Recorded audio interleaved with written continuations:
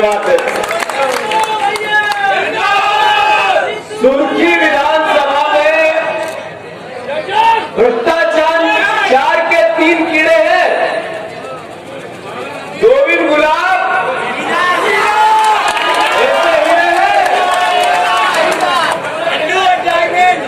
मैं सुरेंद्र चौधरी जी के भाषण सुन रहा, उन्होंने कहा मैं उसी यूनिवर्सिटी में पढ़ा हूं जिससे आप लिखते हो। और गोविंद राजपूत जी हम सब उसी पार्टी के हैं।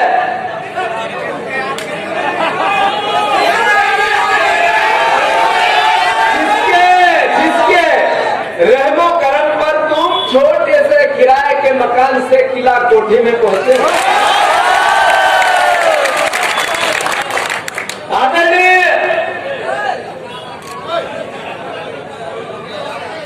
लगन मेले में जब आ रहा था राहतगढ़ में तो एक मकान दिखा मुझे जिसपे मैंने झंडे गिने भारतीय जनता पार्टी के 17।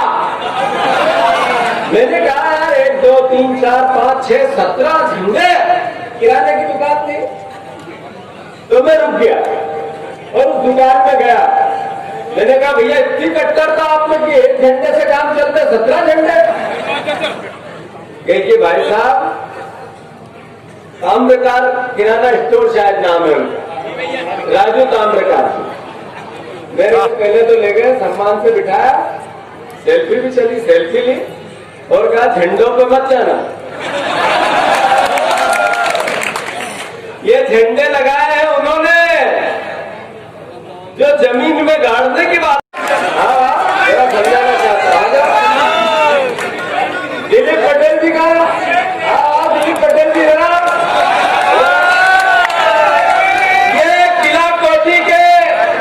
भ्रष्टाचारी डराएंगे तो डरोगे क्या? इधर बताओ। अभी नहीं डरेंगे, उनको हराएंगे 1000 वोटों से। क्या रजक, क्या कमलेश बघेल ने डराया? क्या कहा?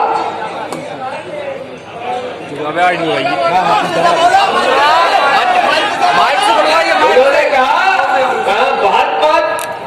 भाजपा छोड़ो कांग्रेस में आओ। अच्छा कांग्रेस छोड़ो भाजपा में आओ। उस कमलेश बघेल को ये बोल कि भाई जिला अध्यक्ष तेरे को जीतू पटवारी ने रखा था कांग्रेस का। और जितने लोग सत्ता के साथ गए वो क्या है? दलाल।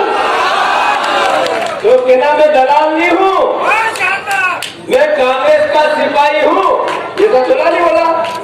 आप फोन आए तो डबल बोल। क्या बेटा आप क्या कहना चाहते हो? अच्छा आकाश, इसका भी मैंने सुना था साइकिल की दुकान वाले से कितना डर, 1 लीटर पेट्रोल में डर गया तू। खुद की गाड़ी में डालने का पेट्रोल घर में रखा, पुलिस से केस बनवाया। बात इतनी है। ये जो भैया हान के भाषण सुने मैंने। हाँ कोई बात नहीं है, FIR पे ही बात करूंगा। आप बात कितनी है, आदमी कैसा है? मैं भारतीय जनता पार्टी के परिवार वालों से आज निवेदन करना चाहता हूं, जिस व्यक्ति को, जिस परिवार को 35 साल से कांग्रेस के कार्यकर्ताओं ने सींचा, साथ दिया, त्याग किया, सारे पद अपने घर में रखे, उसके बावजूद सर पे बिठा के रखा, उस व्यक्ति को एक चुनाव में कांग्रेस के कार्यकर्ता ने कहा कि हम हमारी पार्टी का काम करेंगे, तो 400 मुकदमे कांग्रेस के कार्यकर्ताओं को डराना, धमकाना और जमीन में गाड़ने की बात 35 साल में जब ये कांग्रेस के कार्यकर्ताओं के साथ ऐसा कर सकते हैं तो आपके साथ कैसा करेंगे भारतीय जनता पार्टी के साथियों के? चलो ये चुनाव कांग्रेस बीजेपी का नहीं है, ये चुनाव लोकतंत्र की मर्यादा को तार-तार होने से बचाने का है। ये चुनाव इस देश के मर्म को, कांग्रेस के और इस परिवार के धर्म को सजोदने का चुनाव। मैं मानता हूं कि आज चुनाव में धन बल का उपयोग भारी मात्रा में किया जा रहा है। इसलिए किया जा रहा है कि मंत्रालय कौन सा है? राजस्व, परिवहन। अभी परिवहन के रकम लिया, कुछ लोगों को कहा गया पटवारी, परिवहन विभाग में पटवारी आता है, तहसीलदार आता है, आरआई आता है, राजस्व विभाग में आता है, सॉरी। तो राजस्व में जितने पटवारी है वो तो मेरी जात बिरादरी के ही है। मुझे वो कहते हैं कि भैया हमसे गांव गांव सर्वे करवाए और कहा क्या स्थिति है स्पष्ट करो और ये बताओ कि कैसे जहां कमी है चुनाव में जीत सकते हैं ये बता। अब रिपोर्ट दी भाई साहब को, मंत्री जी को। मंत्री जी कौन? मंत्री जी कौन?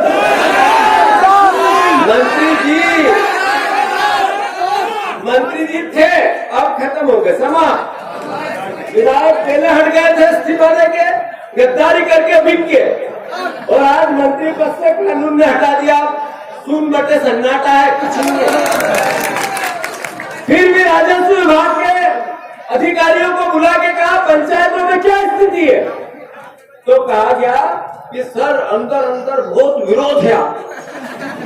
तो ये कहा कौन से गांव में, ये लिस्ट है, किस गांव में क्या है, ऐसा ऐसा है।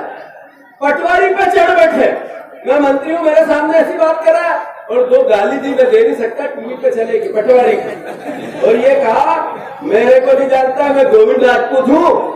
सब लोग कह रहे कि तुम रो के भाषण दे रहे हो, गोविंद राजपूत अब रोने वाला राजपूत हो गया। अभी सिहोरा में सभा चल रही है, शिवराज सिंह चौहान आए हैं। मैं पूछना चाहता हूँ शिवराज जी, आपने किसानों का कर्जा आप क्यों खा गए? आपने सरकार बदली कि किसानों का कर्ज समय पर माफ नहीं हुआ, तो फिर आपकी सरकार बनी तो आपने क्यों नहीं दिया? आप लगातार झूठ बोलते रहे, किसानों का कर्ज कमलनाथ ने माफ नहीं किया, तो फिर आपका कमल पटेल कृषि मंत्री क्या भांग के नशे में उत्तर दे रहा था कि 27 लाख किसानों का कर्जा माफ किया? इसका उत्तर देकर जाना सिहोरा में आप। मैं मानता हूं कि आप एक व्यक्ति जिसको जिले का अध्यक्ष दिया, जिसको ब्लॉक का अध्यक्ष दिया, मध्य प्रदेश युवक कांग्रेस का अध्यक्ष दिया, सारे पद घर में रख लिए, जिसके बाद सांसद का टिकट दिया, हमेशा विधायक का टिकट दिया और अब मंत्री बनाया। उसने कहा कि मैं ज्योतिरादित्य सिंधिया के सम्मान के लिए मैंने मेरी पार्टी को जो इतने साल से मेरी सेवा की, मेरी मदद की, उसको लात मारता हूं। ज्योतिरादित्य सिंधिया महिला सम्मान की बात कर। ज्योतिरादित्य सिंधिया कल एक सभा में वो हिमांशी देवी जी को इस महिला के साथ जो ज्योतिरादित्य सिंधिया है, भाई साहब आप महिला के सम्मान की बात करते हैं, अच्छे लगते हैं। मैं स्वागत करता हूं कि आप उस महिला के साथ हैं। सिंधिया जी, आपने 4 दिन पहले कहा कि मेरी गलती है क्या कि मैं सिंधिया परिवार में पैदा हुआ, विशेष परिवार में पैदा हुआ। जब मैं इस विशेष परिवार में पैदा हुई तो मेरी ये करोड़ों की संपत्ति 300 साल पुरानी है। ये आपके वक्तव्य है ज्योतिरादित्य जी। जब आपके 300 साल पुरानी संपत्ति के आप हकदार हो, तो झांसी की रानी के हत्यारों के की विरासत के हकदार आप कैसे नहीं हो, ये बताओ। और मैं निवेदन करना चाहता हूं, आप महिलाओं के सम्मान की बात करते हैं तो झांसी की रानी की हत्या की माफी मांगो, और तो आप असली बात, आपकी बात में बदल है। अन्यथा लोग कहते हैं कि आप, मैं ज्योतिरादित्य सिंधिया गद्दार है या नहीं है? फिर से पूछ रहा हूं, ज्योतिरादित्य सिंधिया गद्दार है या नहीं है? मैं एक बात और, बार बार गोविंद राजपूत जी कहते हैं कि मैं नहीं बिका। हम कहते हैं कि आपने जनता का मत बेचा। फिर बहस आती है कि कोई कहता है 30 करोड़ में बिका, कोई कहता है 25 करोड़ में बिका, कोई कहते हैं 35 करोड़ में बिका, कोई कहते हैं 50 करोड़ में बिका, कोई कहते हैं कि ये तो बेचने और खरीदने वालों के सरगना थे, 100 करोड़ में बिके। मैं कंफ्यूज हूं लखन भैया, अब जनता आप बताओ कितने में बिका? जी सही, मेरे को एक साथ, गोविंद राजपूत बिका या नहीं बिका? अच्छा, कितने में बिका? फिर से बताओ कितने में बिका? ये हम नहीं कह रहे, ये जनता कह रही है कि आप तो 100 करोड़ से ऊपर बिके हो गोविंद राजपूत जी, हम नहीं कह रहे। एक दिन विधानसभा था, एक दिन का शक, मुझे गोविंद राजपूत जी मिले, मेरे घर के आगे ही रहते थे, कांग्रेस के थे, हमारे ही साथी थे, हमारे ही मंत्री थे, तो मेरी बातचीत होती रहती थी। जब मेरी बातचीत होती रहती थी तो मुझे एक दिन कहे, जीतू मैं एक दिन प्रदेश का मुख्यमंत्री बनूंगा, और मेरे ख्याल से यहाँ भी कहते होंगे सुर्खी में भी हो, मुझे एक दिन मुख्यमंत्री बनूंगा बोलते थे। मैंने एक दिन गलती से उनको कह दिया कि भैया आप मुख्यमंत्री बनोगे, ज्योतिराज सिंधिया क्या करेंगे? यार इनका टाइम गया। मुझे कहा अगर गोविंद राजपूत मैं झूठ बोल रहा हूं तो मेरा गिरेफा पकड़ लेना। मैंने कहा भैया जब इतना कॉन्फिडेंस है इस आदमी में, तो मैंने कहा मंत्रिमंडल में जब बनो मुझे भी ले लेना। तो मुझे आज पता चला कि एक बिकाऊ माल वापस नहीं होगा, वो मुझे पता है, बिका हुआ माल वापस नहीं होगा। तो मैं मानता हूं कि सुर्खी की जनता ये बार बार समझा रही है कि गोविंद राजपूत जी बिक गए। बहुत लंबी बातें मैं करने का आदी नहीं हूं, पर एक बार मैं पारुल साहू जी का पहली बार जब चुन के आई, मैं भी पहली बार चुन के गया, तो पारुल साहू जी ने विधानसभा में भाषण दिया और सारे सत्ता पक्ष के भी और सत्ता के विपक्ष के भी, जैसे हम सब ने देखा कि एक महिला, एक सभ्य महिला, एक परिवार की हमारी बहन, अच्छी पॉलिटिक्स की वैल्यू, अच्छी पॉलिटिक्स में विश्वास रखती है, एक अच्छी स्पीच, सब ने तारीफ। मेरे मन में ख्याल आया कि यार ये परिवार तो साहू जी की बेटी है, अपना कांग्रेस का पुराना परिवार है, इनको तो कांग्रेस में होना था, बीजेपी में चली कैसे? सच में मैं हाजिर नाजिर नाम मान के सब सही बात कर रहा हूं। मैंने पारुल से बात की, मैंने कहा पारुल दीदी आप तो इतनी बढ़िया वक्ता है, इतनी अच्छा आपका संस्कार है, आप तो कांग्रेस में होनी थी, क्या इन बेवकूफियों में? तो उन्होंने कहा कि भैया मैं तो इधर से लड़ लियो, पापा उधर से थे, और ऐसा वैसा। फिर हमारी बातें चलती गई। जब भी मैं भैया सागर आता था तो मैं पारुल के घर जाता, तो जब पारुल के घर जाता था तो कई कांग्रेसी कहते थे यार ये इनके घर भी जाते, पर मुझे पता था एक दिन मेरी बहन अपने घर आएगी। तो मैं मानता हूँ कि अभी पारुल यहाँ है नहीं, पर पारुल के सब भाई यहाँ बैठे नहीं बैठे? और एक बहन के लिए जब आन पान और शान की बात आ जाए तो भाई का धर्म क्या होता है? रक्षा करना। अब ये कहते हैं गुंडे कि हम जमीन में गाड़ देंगे, तो क्या पारुल के भाई चुप बैठेंगे? अरे फिर से बताओ, जब गुंडे ये कहते हैं कि हम जमीन में गाड़ देंगे,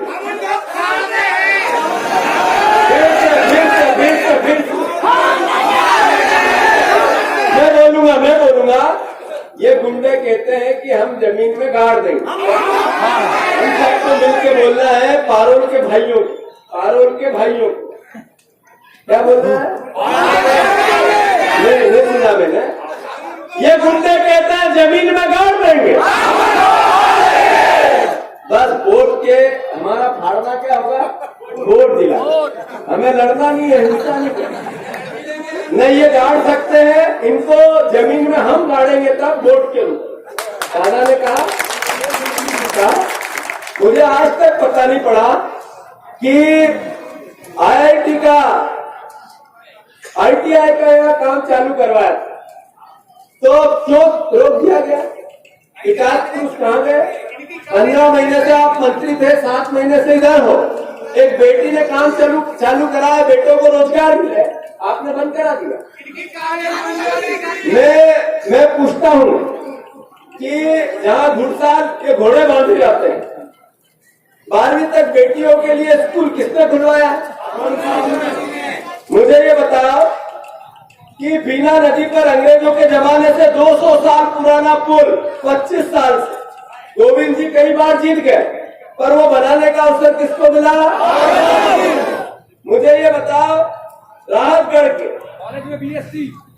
बलेनी घाट के निर्माण पर पारण जी का द्वारा कराया गया नहीं कराया गया? हनुमान मंदिर, लादेराम धाम, लखेरा धाम, वहाँ बिजली के खंभे, सीसी रोड निर्माण पारुल ने करवाया नहीं करवाया? विगत 25 सालों से,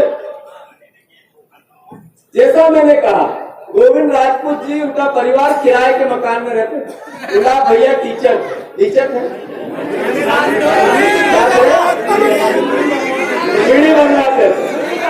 बीड़ी बनवाते, ऐसे बिना कोठी हो गए, कैसे से कैसे हो गए?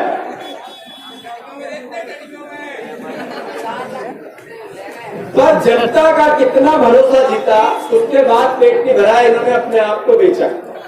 मैं बस इतना ही कहना चाहता हूँ कि आप सब परिवार के साथी मिलकर कमलनाथ जी के हाथ मजबूत करना। एक ऐसा मुख्यमंत्री जो सिर्फ केवल विश्वास रखता है मध्य प्रदेश के उत्थान में, समृद्धि। मैं मानता हूँ कि उनके हाथ मजबूत करने के लिए हम सबको, किसानों के कर्ज माफ करवाने के लिए हम सबको, गरीबों को 800 रुपया पेंशन बुजुर्गों की हो, इसके लिए सबको, हम सब परिवारों को मध्य प्रदेश की समृद्धि हो, इसके लिए एक साथ पारोल साहब को हाथ के बंदे पर मोहर लगा के जिताना।